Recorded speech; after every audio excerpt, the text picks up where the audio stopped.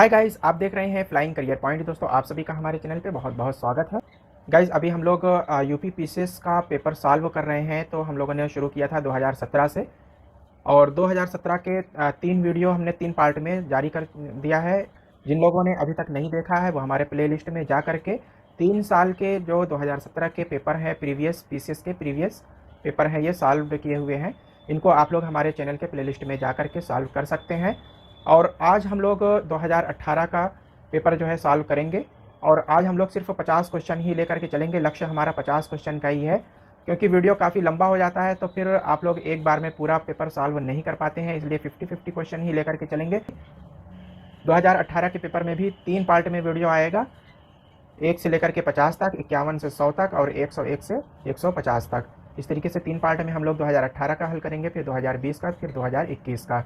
फिर इसके बाद हम लोग जो पीसीएस का जो सेकंड पेपर है, यानी कि सीसैट का पेपर है, उसको सॉल्व करेंगे। तो 12 जून इसकी जो है एग्ज़ाम की डेट है। तो दोस्तों, आप लोग जो है इसको ध्यान में रखिएगा और फटाफट जो है क्वेश्चन पेपर हल करते रहिए। और इसके बाद कुछ और भी जो इंपॉर्टेंट चीज़ें होंगी वो हम लेकर के आएंगे। तो आप लोग जो है हमारे चैनल को के साथ बने रहिए। और जो भी आप लोगों का किसी भी तरह का कोई इशू हो तो आप लोग कमेंट बॉक्स में ज़रूर लिखें, जो भी उसका जो है सॉल्यूशन होगा हम लेकर के आएंगे। पीसीएस एग्ज़ाम की प्रिपरेशन के लिए उससे संबंधित जो भी समस्या हो, जो भी इशू हो, और पीसीएस क्वालिफाइंग के लिए जो है क्या करना है क्या नहीं करना है, इसके लिए अगर आप लोग हमारे चैनल से जुड़े रहते हैं तो आप लोगों को बहुत बेनिफिट मिलने वाला है। तो जिन लोगों ने अभी तक हमारे चैनल को सब्सक्राइब नहीं किया है दोस्तों, फटाफट आप लोग जो है जो लाल वाला बटन नीचे आ रहा है उसको सब्सक्राइब कर लीजिए, साथ ही बराबर में लगे हुए बेल के आइकान को प्रेस कर दीजिए और अपने दोस्तों में शेयर। और दोस्तों जो है आप लोग एक लाइक कर देना और अपने दोस्तों में इसको शेयर करिएगा। तो चलिए आइए शुरू करते हैं, देखते हैं 2018 का पेपर में कौन कौन से क्वेश्चन हैं, उसको हम लोग सॉल्व करेंगे। ये सॉल्व किया हुआ पेपर है दोस्तों, तो उसमें नीचे व्याख्या भी दे रखा है, तो व्याख्या सहित इसमें जो है पूरा जो है बहुत अच्छा बना रखा है इस पेपर में। तो हम इसको जो है सॉल्व करवा रहे हैं, तो आप लोग इसको जो है सॉल्व कर लीजिए।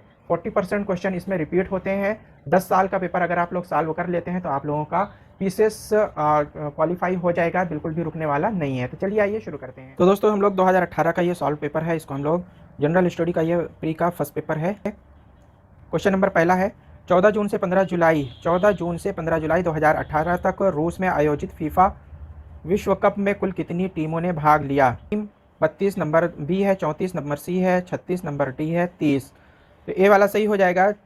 इसमें 32 टीम ने भाग लिया था। यह प्रतिस्पर्धा का फाइनल फ्रांस एवं क्रोएशिया के मध्य खेला गया था, जिसमें फ्रांस ने क्रोएशिया को 4-2 से हराकर दूसरी बार विश्व कप का खिताब अपने नाम किया। नंबर 2 है, निम्न देशों में किसमें प्रधानमंत्री मोदी ने 11 मई 2018 को रामायण सर्किट की शुरुआत की? नंबर ए है श्रीलंका, नंबर बी है म्यांमार, नंबर सी है नेपाल, नंबर डी है इंडोनेशिया। तो सी वाला हो जाएगा नेपाल। नेपाल में प्रधानमंत्री मोदी ने 11 मई 2018 को रामायण सर्किट की शुरुआत की। इस सर्किट के अंतर्गत नेपाल में स्थित माता सीता की नगरी माता सीता की नगरी जनकपुर से भगवान राम के शहर अयोध्या तक के लिए बस सेवा की शुरुआत की गई। रामायण सर्किट के अंतर्गत रामायण कालीन कुल 15 स्थानों का विकास धार्मिक पर्यटक स्थल के रूप में किया जाना है। ये इसकी व्याख्या हो गई। दोस्तों, आप लोगों को अच्छे से क्वेश्चन याद हो जाए इसलिए हम इसकी पूरी व्याख्या पढ़ देते हैं, इसलिए थोड़ा सा वीडियो लंबा हो जाता है। तो व्याख्या पढ़ने से बहुत ही लाभ होता है। तो आप लोग जो है व्याख्या सहित इसको हल करते हुए चलें, वीडियो को बिल्कुल भी स्किप ना करिएगा। वीडियो अगर पसंद आ जाए तो लाइक कर दीजिएगा। फिर उत्तर प्रदेश में पूर्वांचल एक्सप्रेस मार्ग निम्नलिखित में किस नगर से नहीं गुजरेगा? फैज़ाबाद, बस्ती, आजमगढ़, मऊ।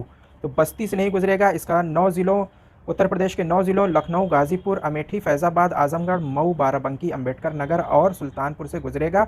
इस मार्ग की कुल लंबाई 354 किलोमीटर है। यह भारत का सबसे लंबा एक्सप्रेसवे होगा। क्वेश्चन नंबर 4 है, संयुक्त राष्ट्र के ई गवर्नमेंट सूचकांक 2018 के अनुसार भारत का कौन सा स्थान है? 90वां, 95वां, 96वां, 99वां। नंबर सी है, संयुक्त राष्ट्र के ई गवर्नमेंट सूचकांक 2018 के अनुसार भारत का 96वां स्थान है। वर्ष 2014 में इस सूचकांक में भारत का स्थान 118वां तथा वर्ष 2016 में 107वां स्थान था। संयुक्त राष्ट्र की ओर से यह सर्वे प्रत्येक 2 वर्ष में जारी किया गया है। इस सूचकांक में पहले स्थान पर डेनमार्क है। क्वेश्चन नंबर 5 है, निम्नलिखित राज्यों में कौन मई जून 2018 में निपाह वायरस बीमारी के प्रकोप के कारण चर्चा में था? तो बी वाला हो जाएगा केरल। केरल राज्य मई जून 2018 में निपाह वायरस बीमारी के प्रकोप के कारण चर्चा में आया था। निपाह वायरस एक ऐसा संक्रमित रोग है जो चमगादड़ से फलों में और फलों से इंसानों और जानवरों में फैलता है। इस वायरस के कारण कई लोगों की मौत भी हो चुकी है। इंसानों में निपाह वायरस के इन्फेक्शन से इंसेफ्लाइटिस होने का खतरा हो जाता है। नेक्स्ट है, भारतीय राष्ट्रीय डिजिटल पुस्तकालय जून 2018 में प्रकाश जावड़ेकर द्वारा किस नगर में राष्ट्र को समर्पित किया गया है? बेंगलुरु, हैदराबाद, दिल्ली और चेन्नई। भारतीय राष्ट्रीय डिजिटल पुस्तकालय जून 2018 में प्रकाश जावड़ेकर द्वारा किस नगर में राष्ट्र को समर्पित किया गया है? बेंगलुरु, हैदराबाद, दिल्ली, चेन्नई। तो इसमें दिल्ली हो जाएगा। भारतीय राष्ट्रीय डिजिटल पुरस्कार 19 जून 2018 में प्रकाश जावड़ेकर द्वारा राष्ट्रीय पठन पाठन दिवस के अवसर पर दिल्ली में राष्ट्र को समर्पित किया गया। यह मानव संसाधन विकास मंत्रालय की योजना है जिसका लक्ष्य देश के सभी नागरिकों को डिजिटल शिक्षण संसाधन उपलब्ध कराना है तथा ज्ञान प्राप्ति के लिए उन्हें सशक्त, प्रेरित और प्रोत्साहित करना है। नंबर 7 है, वैश्विक क्रांति सूचकांक GPI 2018 के अनुसार विश्व में भारत का कौन सा स्थान है? 136वां, 137वां, 138वां, 134वां। तो ए वाला हो जाएगा 136वां। वैश्विक शांति सूचकांक GPI 2018 के अनुसार विश्व में भारत का 136वां स्थान है। यह सूचकांक लंदन में institute for economist and peace IEP द्वारा जारी किया गया है। वर्ष 2018 में वैश्विक शांति सूचकांक में विश्व के 163 स्वतंत्र देशों को उनकी शांति के स्तर के अनुसार रैंकिंग प्रदान की गई है। आइसलैंड को इस सूचकांक में प्रथम स्थान प्राप्त हुआ है जबकि सीरिया को अंतिम 163वां स्थान प्राप्त हुआ है। नेक्स्ट क्वेश्चन है 8वां, 15वां प्रवासी भारतीय दिवस जनवरी 2019 में किस शहर में आयोजित किया गया? नंबर ए है वाराणसी, बी है वडोदरा, नंबर सी है जयपुर, नंबर डी है पुणे। तो ए वाला हो जाएगा 15वां प्रवासी भारतीय दिवस जनवरी 2019 में वाराणसी शहर में आयोजित किया गया। इस वर्ष कार्यक्रम का मुख्य विषय नए भारत के निर्माण में प्रवासी भारतीयों की भूमिका था। प्रवासी भारतीय दिवस भारत सरकार द्वारा प्रतिवर्ष 9 जनवरी को मनाया जाता है। इसी दिन महात्मा गांधी दक्षिण अफ्रीका से स्वदेश वापस आए थे। इस दिवस को मनाने की शुरुआत वर्ष 2003 से प्रारंभ हुई थी। क्वेश्चन नंबर 9 है, 4 जुलाई 2018 से धान का प्रति क्विंटल न्यूनतम समर्थित मूल्य MSP 2018-19 के दौरान था 1550 रुपये, 1650 रुपये, 1750 रुपये और 1950 रुपये। तो सी वाला हो जाएगा 1750 रुपये। केंद्र सरकार ने 4 जुलाई 2018 से धान का प्रति क्विंटल न्यूनतम समर्थित मूल्य MSP वर्ष 2018-19 के लिए 250 रुपये से बढ़कर के दौरान 1750 कर दिया है। न्यूनतम समर्थित मूल्य कृषि मूल्य में किसी भी तेज़ गिरावट के खिलाफ कृषि उत्पादों को सुरक्षा प्रदान करने हेतु भारत सरकार द्वारा किया जाने वाला बाजार हस्तक्षेप का एक रूप है। इसका मुख्य उद्देश्य किसानों को बिक्री की चिंताओं से राहत प्रदान करना है और सार्वजनिक वितरण के लिए अनाजों की खरीद करना है। नंबर 10 है, निम्नलिखित में किसने जुलाई 2018 में पाकिस्तान का संसदीय चुनाव जीता और प्रधानमंत्री बना? तो बी वाला हो जाएगा इमरान खान। इमरान खान ने जुलाई 2018 में पाकिस्तान का संसदीय चुनाव जीता और प्रधानमंत्री बने। इस चुनाव में इमरान खान की पार्टी पाकिस्तान तहरीक-ए-इंसाफ को 270 सीटों में से 116 सीटें प्राप्त हुई। निम्न में से किसने वर्ष 2018 में मैग्सेसे पुरस्कार जीता? नंबर ए है भारत वटवानी, सोनम वांगचुक, सी है ए और बी दोनों, डी है इनमें से कोई नहीं। तो सी वाला हो जाएगा ए और बी दोनों। भारत वटवानी व सोनम वांगचुक को वर्ष 2018 का रैमन मैग्सेसे पुरस्कार दिया गया है। यह वर्ष भारत वटवानी को हज़ारों मानसिक रूप से बीमार गरीबों के इलाज के लिए उठाए गए महत्वपूर्ण कदमों के लिए तथा लद्दाख में सोनम वांगचुक को प्रकृति, संस्कृति और शिक्षा की दिशा में महत्वपूर्ण योगदान के लिए दिया गया है। क्वेश्चन नंबर 12 है 10वां ब्रिक्स शिखर सम्मेलन 2018 निम्नलिखित देशों में किसमें आयोजित किया गया। दोस्तों ये हर साल इस तरीके के क्वेश्चन आते हैं कि ब्रिक्स शिखर सम्मेलन कहाँ हुआ, इसमें कौन कौन से देशों ने भाग लिया, इसकी अध्यक्षता किसने की। तो ये ब्रिक्स से संबंधित जितने भी क्वेश्चन हैं ये करंट अफेयर्स में आपको मिल जाएंगे। 2022 की करंट अफेयर्स की कोई भी पत्रिका आप लोग ले लीजिए जिसमें दृष्टि सबसे अच्छी आती है, दृष्टि अगर मिल जाए तो ले लीजिए, वरना कोई भी मिल जाए तो ले लीजिए। और ये ब्रिक्स से संबंधित है, इस तरीके से जो बहुत सारे संगठन बने हुए हैं आप उनको जो है हल कर लीजिए, कोई ना कोई क्वेश्चन ज़रूर आता है। तो इसमें ए है नंबर ब्राज़ील, बी है दक्षिण अफ्रीका, सी है रूस, डी है चीन। तो बी वाला हो जाएगा दक्षिण अफ्रीका। 10वां ब्रिक्स शिखर सम्मेलन 2018 का आयोजन दक्षिण अफ्रीका के जोहान्सबर्ग में किया गया। इस सम्मेलन की थीम अफ्रीका में ब्रिक्स चौथी औद्योगिक क्रांति में समावेशी विकास एवं साझी समृद्धि के लिए सहयोग थी। ब्रिक्स उभरती राष्ट्रीय अर्थव्यवस्था का एक संघ है जिसमें ब्राज़ील, रूस, भारत, चीन तथा दक्षिण अफ्रीका शामिल है। इस संगठन की स्थापना वर्ष 2009 में की गई। क्वेश्चन नंबर 13 है निम्नलिखित में से कौन शुक्ल यजुर्वेद की संहिता है। ये हिस्ट्री का क्वेश्चन है। शुक्ल यजुर्वेद की संहिता कौन सी है। इसमें वाजस्नेय सही हो जाएगा। वाजस्नेय शुक्ल यजुर्वेद की संहिता है। शुक्ल यजुर्वेद एक कृष्ण यजुर्वेद के मुख्य भाग हैं। शुक्ल यजुर्वेद में केवल दर्श पौर्मासादि अनुष्ठानों के लिए आवश्यक मंत्रों का संकलन है। यदि मुख्य शाखाएं मध्यान्ह तथा कण्व हैं। इसकी संहिताओं को वाजस्नेय इसलिए कहा जाता है क्योंकि वाजसनी के पुत्र याज्ञवल्क्य वाजस्नेय इसके दृष्टा थे। क्वेश्चन नंबर 14 है कथन ए भारत पर तुर्की आक्रमण सफल हुए, कारण आर दे रखा है। भारत में राजनीतिक एकता नहीं थी, कूट दे रखा है। ए आर दोनों सही है। ए कारण आर ए की सही व्याख्या करता है। बी है ए आर दोनों सही है पर आर ए की सही व्याख्या नहीं करता है। कथन ए सही है, आर गलत है। कथन आर ए गलत है, आर सही है। तो ए वाला हो जाएगा सही। भारत पर तुर्कों द्वारा किए गए आक्रमण सफल हुए थे जिसका प्रमुख कारण उत्तर भारत में राजनीतिक एकता नहीं थी। जब तुर्की आक्रमण हुआ था तो भारत पर तुर्कों द्वारा आक्रमण किए गए आक्रमण सफल हुए थे जिसका प्रमुख कारण उत्तर भारत में राजनीतिक एकता नहीं थी। सुबुक्तगीन प्रथम तुर्की शासक था जिसने भारत पर आक्रमण किया था।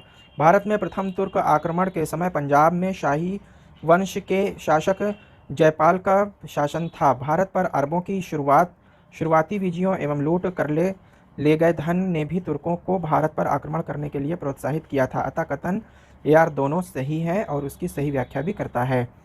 क्वेश्चन नंबर 15 है निम्न मंदिरों को काल अनुक्रम में व्यवस्थित कीजिए। बृहदीश्वर मंदिर, नंबर 2 है गंगैकोंड चोलापुरम मंदिर, नंबर 3 है महाबलीपुरम का तटीय मंदिर, नंबर 4 है सप्त पैगोडा। तो इसमें व्याख्या के अनुसार डी वाला सही है। चौथा तीसरा फिर पहला फिर दूसरा। महाबलीपुरम के एकाश्म मंदिर अथवा सप्त पैगोडा का निर्माण पल्लव राजा नरसिंह वर्मन प्रथम 630 से 688 के द्वारा करवाया गया था। महाबलीपुरम के तटीय मंदिर का निर्माण 700 से 720 ईस्वी के मध्य हुआ था। यहाँ 3 मंदिर हैं। बीच में भगवान विष्णु का मंदिर जिसके दोनों ओर शिव का मंदिर है। बृहदीश्वर मंदिर का निर्माण 1003 से 1010 ईस्वी के बीच चोल शासक प्रथम राजराज चोल ने करवाया था। गंगैकोंड चोलापुरम मंदिर का निर्माण राजेंद्र चोल ने 1025 ईस्वी में करवाया था। क्वेश्चन नंबर 16 है हाथी गुम्फा का अभिलेख किस शासक के विषय में जानकारी का स्रोत है। तो ये ए वाला हो जाएगा खारवेल। हाथी गुम्फा के अभिलेख से खारवेल के विषय में जानकारी प्राप्त होती है। खारवेल कलिंग में राज करने वाले मेघवाहन वंश का तृतीय एवं सबसे महान सम्राट था। इस शिलालेख के अनुसार यह जैन धर्म का अनुयायी था। दाबी गुम्फा अभिलेख एक तथ्य रहित इसी अभिलेख में सर्वप्रथम भारत का जिक्र। क्वेश्चन नंबर 17 है कथन ए है वर्ष 1946 में मुस्लिम लीग ने कैबिनेट मिशन प्लान के लिए दी गई अपनी स्वीकृति वापस ले ली थी। कारण आर है वर्ष 1946 में गठित अंतरिम सरकार में मुस्लिम लीग शामिल हुई थी। तो कथन ए दे रखा है, कथन ए तथा कारण आर दोनों सही हैं तथा कारण आर ए की सही व्याख्या करता है। ए आर दोनों सही हैं, आर ए की सही व्याख्या नहीं करता है। ए कथन सही है, आर गलत है, आर ए गलत है, किंतु आर सही है। तो इसमें कौन सा सही हो जाएगा दोस्तों? इसमें बी वाला सही हो जाएगा, क्योंकि दोनों कथन सही हैं, लेकिन जो आर है वो ए की सही व्याख्या नहीं कर रहा है। 1946 ईस्वी में मुस्लिम लीग ने कैबिनेट मिशन प्लान के लिए दी गई अपनी स्वीकृति वापस ले ली थी। कैबिनेट मिशन प्लान के अंतर्गत गठित अंतरिम सरकार में मुस्लिम लीग बाद में शामिल हो गई थी। मुस्लिम लीग के सदस्यों का अंतरिम सरकार में स्थान देने के लिए कांग्रेस के कुछ सदस्यों को त्यागपत्र देना पड़ा था। अतः दोनों कथन सही हैं, लेकिन दिया गया कारण आर कथन ए की सही व्याख्या नहीं करता है। कैबिनेट मिशन प्लान के द्वारा ही संविधान सभा का गठन किया गया था। क्वेश्चन नंबर 18 है, निम्नलिखित में से किस स्थान पर मध्यपाषाण में पशुपालन के प्रमाण मिलते हैं? नंबर ए औदे, नंबर बी है Bori, number C Bagor, number D है लखनिया। तो सी वाला हो जाएगा, बागौर से मध्यपाषाण काल में पशुपालन के प्रमाण मिलते हैं। यह राजस्थान में भीलवाड़ा के निकट कोठारी नदी के किनारे प्रागैतिहासिक स्थान है। यहाँ से मध्यपाषाण काल के 5 मानव कंकाल भी मिले हैं। फिर क्वेश्चन नंबर 19 है, निम्नलिखित युग्मों में से कौन सही सुमेलित नहीं है? अदीना मस्जिद मांडू, लाल दरवाज़ा मस्जिद जौनपुर, दाखिल दरवाज़ा गौड़, नंबर डी है 3 दरवाज़ा अहमदाबाद। तो ए वाला जो है सही सुमेलित नहीं है। अदीना मस्जिद पश्चिम बंगाल के लखनौती से 20 मील दूर पंडुआ, ये मांडू में नहीं बल्कि लखनौती, पश्चिम बंगाल के लखनौती से 20 मील दूर पंडुआ में स्थित है। इस मस्जिद का निर्माण सिकंदर शाह के शासनकाल में 1360 ईस्वी के आसपास हुआ था। क्वेश्चन नंबर 20 है, निम्नलिखित युग्मों में कौन सही सुमेलित नहीं है? ध्रुवदास भगत नामावली, ध्रुवदास भगत नामावली। नंबर बी है नाभादास भक्तमाल, नंबर सी है रसखान रसिक प्रिय, यही वाला सही सुमेलित नहीं है। फिर उस्मान चित्रावली। रसिक प्रिया आचार्य केशवदास की प्रसिद्ध रचना है। काव्यशास्त्र में रस विवेचन का विशेष स्थान है। इस दृष्टि से केशव ने इस ग्रंथ में रस का विशद वर्णन किया है। रसखान कृष्ण भक्त मुस्लिम कवि थे। कवि के कृष्ण भक्त तथा रीतिकालीन रीतिमुक्त कवियों में रसखान का महत्वपूर्ण स्थान है। इनकी प्रमुख कृति रसखान रत्नावली है। क्वेश्चन नंबर 21 है, निम्नलिखित घटनाओं को कालक्रमानुसार व्यवस्थित कीजिए। हंटर आयोग, सेडलर आयोग, वुड का घोषणा पत्र, सर्जेंट योजना। कूट है, इसमें सही बताना है कि कौन सा जो है सही कालक्रम के अनुसार व्यवस्थित है। तो डी वाला इसमें सही है। वुड का घोषणा पत्र दोस्तों 1854 ईस्वी में, फिर है हंटर आयोग यानी कि 1882 ईस्वी में, फिर सेडलर आयोग 1917 में, फिर सार्जेंट योजना 1944 ईस्वी में। क्वेश्चन नंबर 22 है, निम्नलिखित नेताओं में किसने क्रांतिकारी संगठन अभिनव भारत समाज की स्थापना की?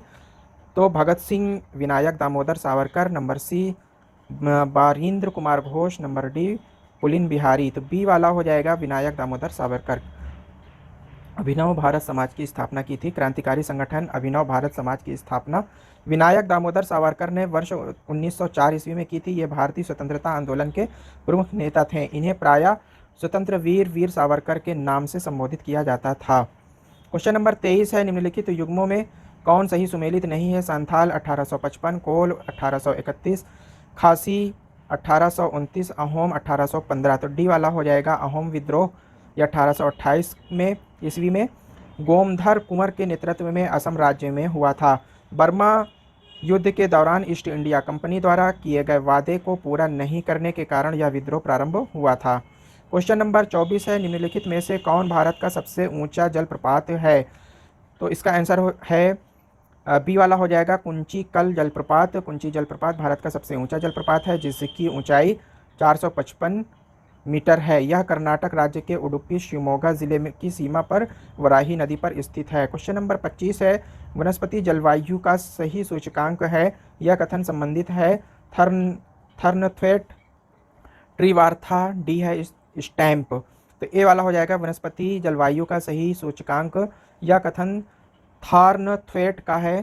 प्रसिद्ध अमेरिकी ऋतु वैज्ञानिक थॉर्नथ्वेट ने वर्ष 1931 एवं 1933 ईस्वी में जलवायु क्षेत्रों का वर्गीकरण वर्षा एवं प्राकृतिक वनस्पति को ध्यान में रखकर किया। थॉर्नथ्वेट ने वाष्पीकरण की अधिकता एवं न्यूनता के आधार पर जलवायु क्षेत्रीय का वर्गीकरण किया था। 1900। फिर क्वेश्चन नंबर 26 है, निम्नलिखित देशों में किसमें पंपा घास का मैदान स्थित है। तो ये अर्जेंटीना है। पंपास या पंपा दक्षिण अमेरिका में उपजाऊ निचली भूमि है और इसका विस्तार अर्जेंटीना के प्रांतों ब्यूनस आयर्स, ला पंपा, सांता फे और कोर्डोबा तक है। यह मैदान शीतोष्ण कटिबंधीय घास का मैदान है। इन घास मैदानों को अर्जेंटीना का दिल कहा जाता है। फिर क्वेश्चन नंबर 27 है, निम्नलिखित युग्मों में कौन सही सुमेलित नहीं है। तो इसको जो है सुमेल कराना है दोस्तों। सोनोरन संयुक्त राज्य अमेरिका, टकला मकान चीन है, काराकुम तुर्कमेनिस्तान है, गिब्स ब्राज़ील है। तो गिब्स ब्राज़ील वाला जो है सही सुमेलित नहीं है। इसकी व्याख्या देख लेते हैं गिब्स मरुस्थल के विषय में। गिब्स मरुस्थल पश्चिमी ऑस्ट्रेलिया के विशाल रेगिस्तान के मध्य स्थित है। यह द ग्रेट सैंडी रेगिस्तान तथा द ग्रेट विक्टोरिया रेगिस्तान के बीच में स्थित है। ऑस्ट्रेलिया की खोज करने वाले अल्फ्रेड गिब्सन के नाम पर इस मरुस्थल का नामकरण किया गया है। क्वेश्चन नंबर 28 है कि निम्नलिखित काफ़ी उत्पादक देशों को उनके काफ़ी उत्पादन 2016 मात्रा को अवरोही क्रम में व्यवस्थित करें। Colombia, Vietnam, Brazil, Indonesia. तो इसमें बी वाला सही हो जाएगा। सबसे पहले आ जाएगा ब्राज़ील, नंबर दूसरे पे वियतनाम, नंबर एक आ जाएगा तीसरे नंबर पे कोलंबिया और चौथे नंबर पे आएगा इंडोनेशिया। तो बी वाला सही हो जाएगा। इसकी व्याख्या देख लेते हैं दोस्तों कि विश्व में सर्वाधिक काफ़ी का उत्पादन ब्राज़ील में होता है, उसके बाद वियतनाम में, फिर कोलंबिया में, फिर इंडोनेशिया का स्थान आता है। भारत में कर्नाटक का चिकमंगलूर की पहाड़ियों पर उच्च किस्म की काफ़ी अरेबिका का उत्पादन किया जाता है। क्वेश्चन नंबर 29 है, सुएज नहर के बन जाने के पश्चात भारत और यूरोप के मध्य की सामुद्रिक दूरी में कितने किलोमीटर कमी आई। तो ये 7000 किलोमीटर की कमी आई थी। इसमें बी वाला सही हो जाएगा दोस्तों। सुएज नहर के निर्माण के पश्चात भारत और यूरोप के मध्य की सामुद्रिक दूरी में 7000 किलोमीटर की कमी आई। सुएज नहर का निर्माण वर्ष 1869 1869 में एक फ्रांसीसी इंजीनियर फर्डिनेंड की देखरेख में हुआ था। ये नहर 165 किलोमीटर लंबी सुएज नहर भूमध्य सागर को लाल सागर से जोड़ती है। क्वेश्चन नंबर 30 है, निम्नलिखित भारतीय मौसम मुख्यालयों को उनकी स्थापना के कालक्रम के अनुसार कालानुक्रम में व्यवस्थित कीजिए। भारतीय मौसम मुख्यालयों को, तो इसमें नई दिल्ली, कोलकाता, शिमला और पुणे दे रखा है। इसमें डी वाला सही हो जाएगा। भारतीय मौसम मुख्यालयों की स्थापना का क्रमानुसार कालानुक्रम निम्नानुसार है। कोलकाता 1871, शिमला 1905, पुणे 1928 और चौथा नंबर पे है नई दिल्ली 1900। फिर है क्वेश्चन नंबर 31 है, निम्नलिखित कथनों में कौन सही नहीं है। काली मिट्टी को स्थानीय भाषा में रेगूर कहा जाता है। क्रेब्स के अनुसार रेगूर मिट्टी अनिवार्य रूप से एक परिपक्व मिट्टी होती है। नंबर सी है, काली मिट्टी में आर्द्रता यानी कि नमी धारण करने की उच्च क्षमता होती है। नंबर डी, काली मिट्टी हिमालय क्षेत्र में पाई जाती है। तो इसमें डी वाला सही हो जाएगा। इसकी व्याख्या देख लेते हैं। हिमालय क्षेत्र में पर्वतीय मृदा पाई जाती है, जबकि काली मिट्टी का विस्तार मुख्य रूप से महाराष्ट्र, पश्चिमी मध्य प्रदेश, गुजरात आंध्र प्रदेश, तेलंगाना, कर्नाटक आदि राज्यों में है। काली मिट्टी को स्थानीय भाषा में रेगुर मिट्टी या काली कपासी मिट्टी के नाम से जाना जाता है, जबकि इसमें आर्द्रता यानी नमी धारण करने की उच्च क्षमता होती है। क्रेब्स के अनुसार रेगुर मिट्टी अनिवार्य रूप से एक परिपक्व मिट्टी होती है।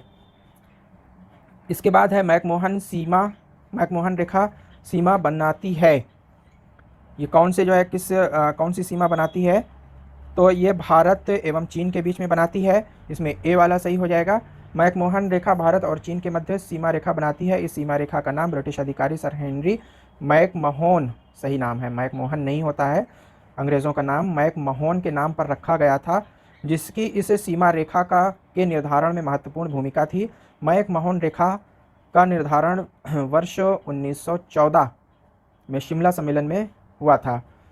क्वेश्चन नंबर इसमें है 33। क्वेश्चन नंबर 33, निम्नलिखित नदियों में किसके मुहाने पर पक्षी के पंजे की आकृति वाला डेल्टा बनता है? क्वेश्चन नंबर 33, ह्वांगाहो, नील नदी, डेन्यूब नदी, मिसिसिपी नदी। तो डी वाला हो जाएगा। मिसिसिपी नदी में एक ऐसा डेल्टा बनता है जो देखने में पक्षी के जो पंजा होते हैं उसके पंजे की तरह वो डेल्टा बनता है। मिसिसिपी नदी पक्षी के पंजे की आकृति वाला डेल्टा बनाती है। यह नदी संयुक्त राज्य अमेरिका में प्रवाहित होती है तथा यह विश्व का सबसे बड़ा नदी तंत्र बनाती है। क्वेश्चन नंबर 34 है, जनसंख्या की प्राकृतिक वृद्धि निम्न में से किसका परिणाम?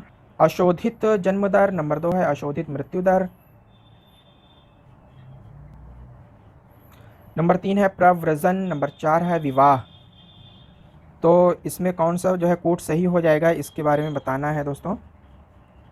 केवल एक सही है, केवल 3 सही है बी नंबर, नंबर सी 2 और 4 दोनों हो जाएगा, या 1 और 2 प्रव्रजन और विवाह। तो इसमें डी वाला हो जाएगा, डी नंबर 1 और 2 प्रव्रजन, यानी कि 1 और 2, पहला और 2, अशोधित जन्म दर और अशोधित मृत्यु दर। किसी एक वर्ष में अशोधित जन्म दर तथा मृत्यु दर के अंतर को जनसंख्या वृद्धि दर कहते हैं। इस प्रकार की आकलित वृद्धि दर को जनसंख्या की प्राकृतिक वृद्धि दर कहा जाता है। फिर है, निम्न में से किसके द्वारा मानव विकास सूचकांक HDI सर्वप्रथम विकसित किया गया?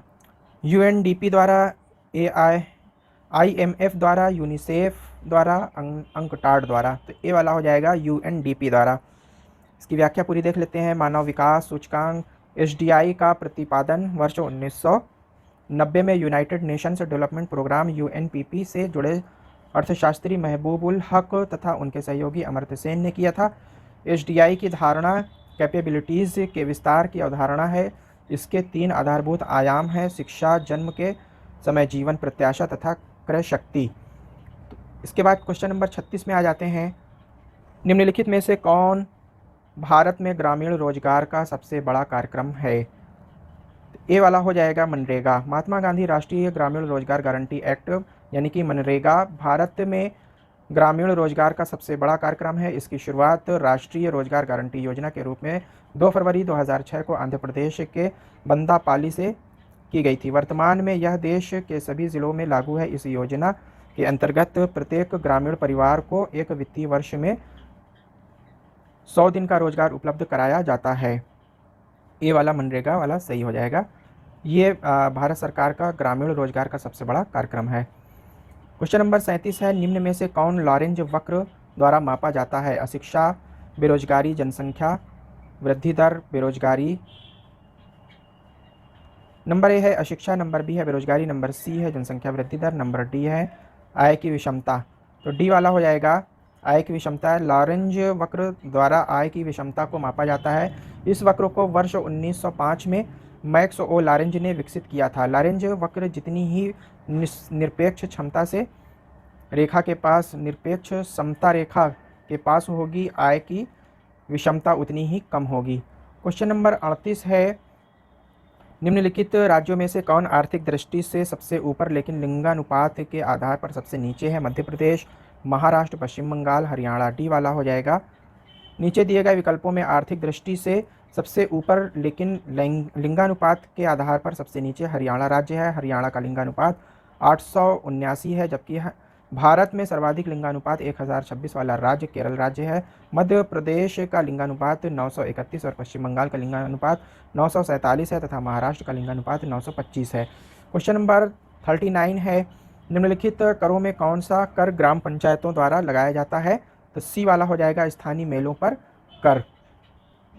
क्वेश्चन नंबर 40 है, भारत में निम्नलिखित पंचवर्षीय योजनाओं में किसका मुख्य ध्येय संपोषणीय वृद्धि था? तो 11वीं पंचवर्षीय योजना रही है, जिसमें जो है 11वीं पंचवर्षीय योजना का मुख्य उद्देश्य संपोषणीय वृद्धि था। इस योजना का कार्यकाल अप्रैल 2007 से 2012 तक था। इस योजना में सकल घरेलू उत्पाद की औसत वृद्धि दर 8.3% रही। क्वेश्चन नंबर 41 है, उत्तर प्रदेश के निम्नलिखित नगरों में से किसे स्मार्ट सिटी विकास कार्यक्रम में विकास के लिए केंद्रीय सरकार द्वारा नहीं चुना गया? लखनऊ, इलाहाबाद, गाजियाबाद, कानपुर। तो गाजियाबाद को 100 स्मार्ट सिटी सूची में उत्तर प्रदेश, लखनऊ, वाराणसी, कानपुर, आगरा, अलीगढ़, झांसी, इलाहाबाद आदि को स्थान दिया गया है। गाजियाबाद को इस सूची में नहीं रखा गया है। भारत में स्मार्ट सिटी की कल्पना प्रधानमंत्री नरेंद्र मोदी की है, जिन्होंने देश के 100 नगरों को स्मार्ट सिटी के रूप में विकसित करने का संकल्प किया है। इस कार्यक्रम की शुरुआत वर्ष 2014 में की गई। 42 राष्ट्रीय परिवार स्वास्थ्य सर्वेक्षण NFHS 2015-16 के अनुसार वर्तमान में भारत की कुल प्रजनन दर TFR क्या है? 2.2, 2.4, 3.2 और 3.4। तो ए वाला हो जाएगा 2.2। राष्ट्रीय परिवार स्वास्थ्य सर्वेक्षण यानी कि NFHS 2015-16 के अनुसार वर्तमान में भारत की कुल प्रजनन दर 2.2 है। इस सर्वेक्षण के लिए स्वास्थ्य एवं परिवार कल्याण मंत्रालय, भारत सरकार ने international institute for science IIPS को नोडल एजेंसी के रूप में नामित किया है। क्वेश्चन नंबर 43 है, भारत में नगरीय क्षेत्रों में BPL परिवारों की पहचान के लिए निम्नलिखित में कौन सी समिति गठित की गई है? तेंदुलकर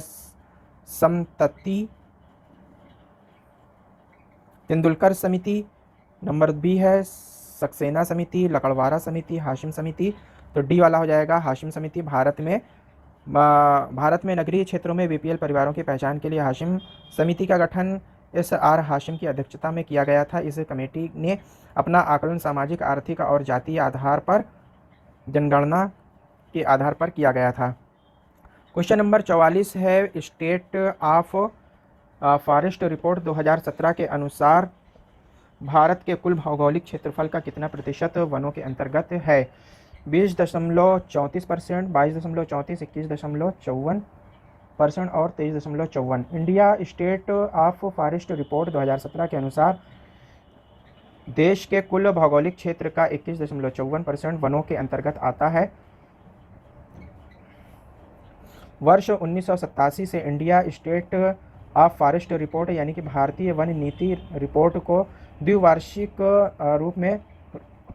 रूप से भारतीय India state of forest report 2017 के अनुसार देश के कुल भौगोलिक क्षेत्र का 21.54% वनों के अंतर्गत आता है। वर्ष 1987 से India state of forest report भारतीय वन नीति रिपोर्ट को द्विवार्षिक रूप से भारतीय वन सर्वेक्षण द्वारा प्रकाशित किया गया। यह इस श्रेणी की 15वीं रिपोर्ट है। क्वेश्चन नंबर 45 है, भारत में बाघ परियोजना कब शुरू की गई?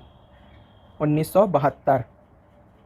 भारत में बाघ परियोजना वर्ष 1972 में शुरू की गई। इस परियोजना का प्रारंभ नैनीताल जिले में स्थित जिम कॉर्बेट नेशनल पार्क से किया गया। इस परियोजना का उद्देश्य बाघों की गिरती संख्या को रोकने तथा इनकी संख्या में वृद्धि करने पारिस्थितिकीय संतुलन बनाए रखना था। तो बी वाला सही हो जाएगा। फिर है 46 नंबर 46, निम्नलिखित में से कौन मानव जनित जीवों का एक उदाहरण है? जल तंत्र, घास का मैदान, वर्षा तंत्र, फसली भूमि। तो डी सही हो जाएगा। फसली भूमि मानव जनित जीवों का उदाहरण है। समस्त वनस्पतियों एवं प्राणियों के सम्मिलित रूप से सृजित पारिस्थितिकी को जीवोम कहा जाता है। बायोम के उद्भव, विकास, सृजन आदि में जलवायु, भू आकृति, बनावट का प्रभाव पड़ता है। क्वेश्चन नंबर 47 है, निम्नलिखित में से कौन सा जानवर बिना पानी पिए सबसे लंबी अवधि तक रह सकता है? कंगारू, चूहा। डी वाला इसमें है। व्याख्या के अनुसार डी वाला सही है। कंगारू चूहा बिना पानी पिए सबसे लंबी अवधि तक जीवित रहने वाला प्रमुख जीव है। यह उत्तरी अमेरिका में पाया जाता है तथा यह बारिश के मौसम में बीज जमा करके रख लेता है, फिर इन बीजों को खाकर बरसों तक जिंदा रहता है। क्वेश्चन नंबर 48 है, भारत का प्रथम national centre for marine biodiversity NCMM किस शहर में स्थित है? ये जामनगर गुजरात में स्थित है। इसकी स्थापना तटवर्ती क्षेत्रों में जैव विविधता के सुरक्षा के लिए की गई है। यह देश में सार्वजनिक निजी साझेदारी यानी कि PPP मॉडल PPP मॉडल पर आधारित देश का पहला शोध संस्थान है। Public private partnership. दाची गाम राष्ट्रीय उद्यान निम्नलिखित में से किससे संबंधित है? कस्तूरी मृग से, golden oriole, yellow throated marten और हंगुल या कश्मीर स्टैग। तो डी वाला है। दाची गाम राष्ट्रीय उद्यान जम्मू एवं कश्मीर की राजधानी श्रीनगर से 22 किलोमीटर की दूरी पर स्थित है। दाची गाम राष्ट्रीय उद्यान का अर्थ है 10 गांव। यह उद्यान उन 10 गांवों को समर्पित किया गया है जिन्होंने इस राष्ट्रीय उद्यान के गठन के लिए अपनी जगह बदली थी। दाची गाम राष्ट्रीय उद्यान मुख्य रूप से हंगुल और कश्मीर स्टैग यानी कि कश्मीरी हिरण के लिए प्रसिद्ध है। क्वेश्चन नंबर 50 है, विश्व जैव विविधता दिवस कब मनाया जाता है? तो ये 22 मई को मनाया जाता है। विश्व जैव विविधता दिवस 22 मई को मनाया जाता है। इस वर्ष 2018 में जैव विविधता दिवस का विषय यानी थीम जैव विविधता के लिए 25 वर्षों की कार्रवाई का उत्सर्जन था। संयुक्त राष्ट्र ने जैव विविधता के मुद्दों के बारे में समझ और जागरूकता बढ़ाने के लिए अंतर्राष्ट्रीय जैव विविधता दिवस की घोषणा 22 मई 1992 को की थी। तो दोस्तों, आप लोगों को ये हमारा क्वेश्चन पेपर कैसा लगा? अगर आप लोगों को ये वीडियो हमारी पसंद आई हो तो आप लोग लाइक कर दीजिएगा। नीचे की तरफ लाल रंग का बटन आ रहा है सब्सक्राइब का, उसको सब्सक्राइब कर दें। बराबर में लगे हुए बेल के आइकन को भी प्रेस कर दें और अपने सोशल मीडिया प्लेटफॉर्म पे हमारी वीडियो को शेयर कर दें। और किसी भी तरह का कोई भी इशू हो तो आप लोग कमेंट बॉक्स में ज़रूर लिखिएगा। Thank you very much. I will meet again soon.